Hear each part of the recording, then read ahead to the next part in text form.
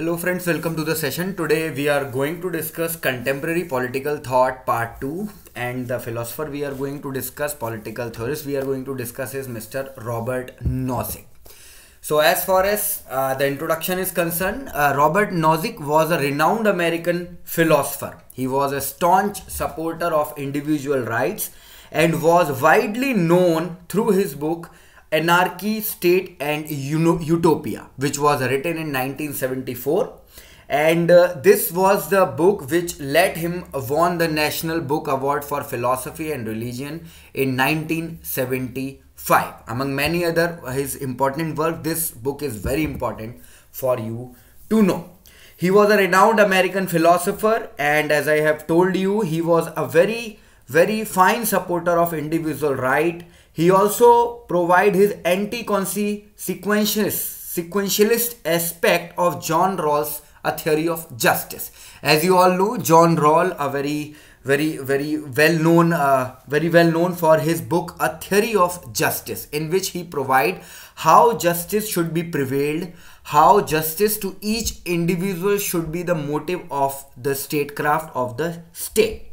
So Nozick also argued that the respect for individual rights is the key standard for accessing, or you can say for assessing, the state action.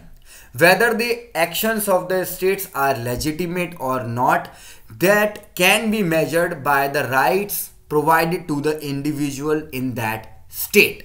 And that is why the minimal state concept was propagated by Robert Nozick. He said that there should be very minimal state. The interference of the state in the lives of the people should be very minimal, so that they can enjoy the maximum of the rights which are natural in their nature, and the protection of them can be done. And the right of which type of rights? These are right to life, liberty, property and contract.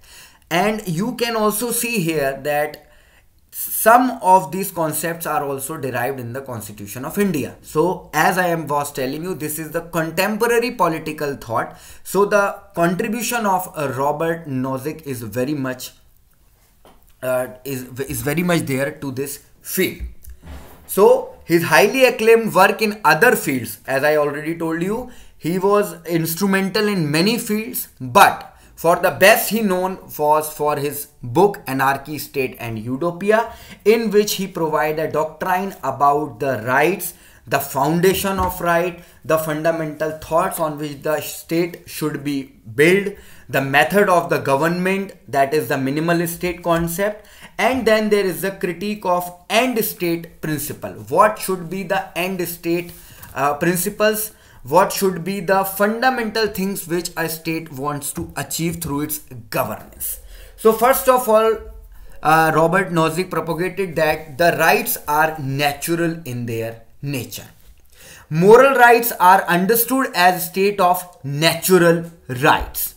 And he was very much following Locke. As you all know, John Locke. He was following John Locke in his explanation of the rights. He used to say, in Locke's language, if we say these rights are constitute a law of nature, and if there is no law, the nature cannot take his natural path. So we can say Nozick follow very much John Locke. We also discuss this in the later slides. So these moral rights are understood as the state of natural rights.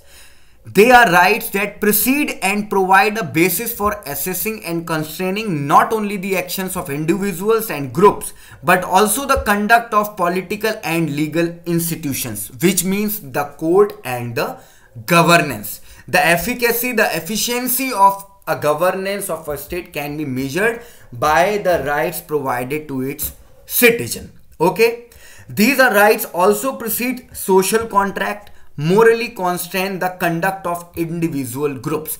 It means that if there is some contract between the people or between the people and the state, and that contract is violating the natural rights of the people, then that contract should be eliminated. It is void.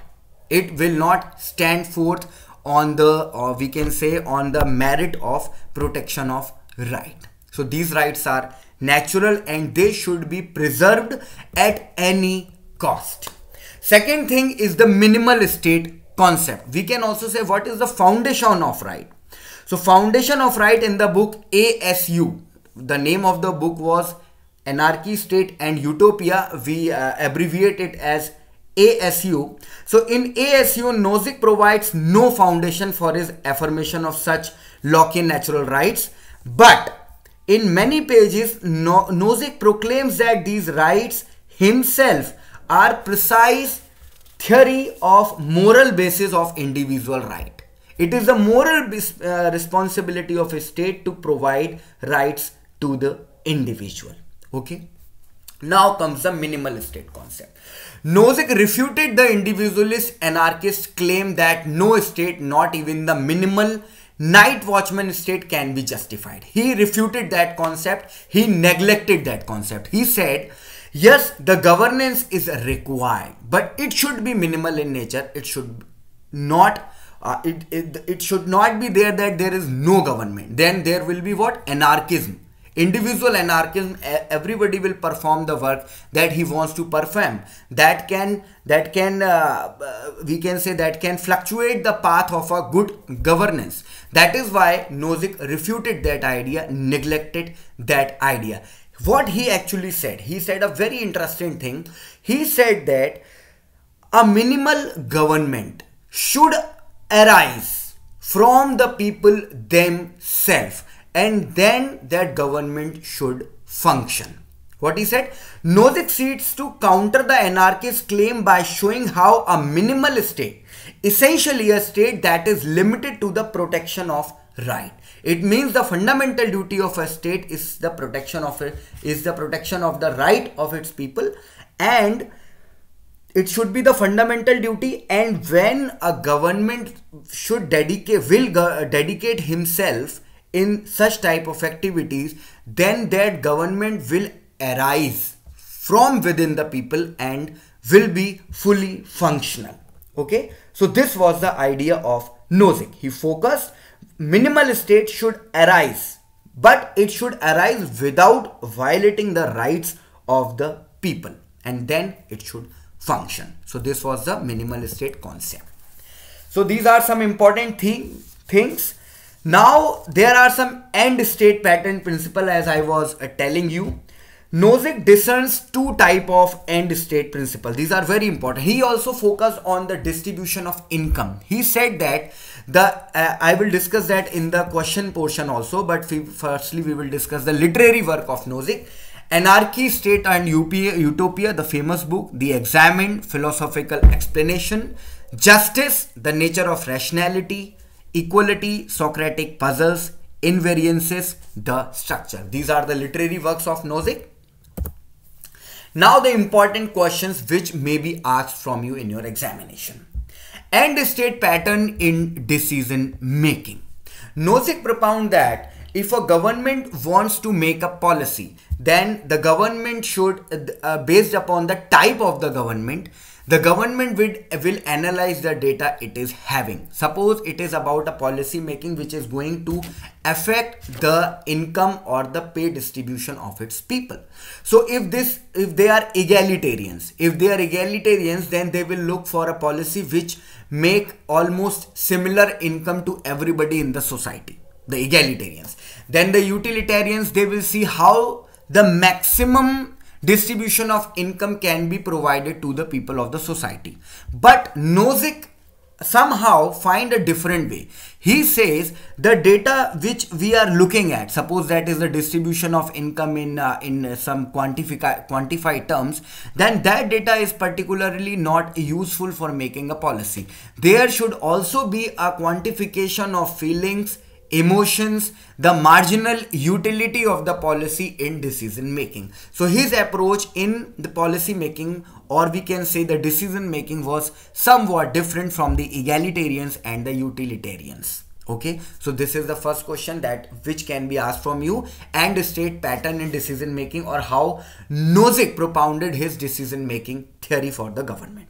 Now the second question can be asked, who among them follow John Locke in individual justice? So as I was telling you, the Mr. Robert Nozick was actually following the Lockean principle of justice. And what was that? It was that the individual justice of a man cannot be betrayed. It cannot be taken from him upon any cost. It should be given to him at any cost. Now the third question, who proposed that there should be a rectification of historical injustices of class who would have been better otherwise? This is very important question. It is also somewhat similar to the concept provided in the reservation in the job in India, which is actually protected by the Constitution of India. So Mr. Robert Nozick also propounded that the historical injustices made in the past should be substantiated, should be compensated in the future, and we can say the margin should be equivalent. Okay, margin should be what should be the calculation? The calculation should be what those peoples who were depressed, okay, what they can be, what they would have been if the we can say injustice wasn't there. So these are some important questions. So that's all for the day. Thank you very much.